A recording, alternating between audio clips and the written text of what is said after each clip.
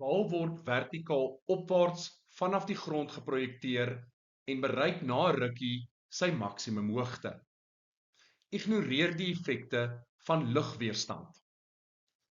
Hoe sal die versnelling en totale meganiese energie van die bal by sy maksimum hoogte vergelyk met die onmiddellik nadat dit opwaarts geprojekteer is?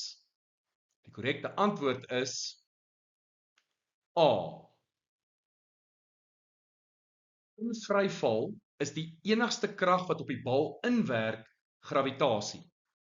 Gravitasie verskaf 'n konstante versnelling na onder met 'n grootte van 9,8 meter per sekonde kwadraat. Dit verander nie, ongeag of die bal opgaan, stilstaan of afkom. Die versnelling by die maksimum hoogte is gelyk aan die versnelling direk na die projeksie. As lugweerstand geïgnoreer word, is daar geen energieverlies nie. Die bal se totale meganiese energie bly dus konstant tydens die hele beweging. Die korrekte antwoord is dus A.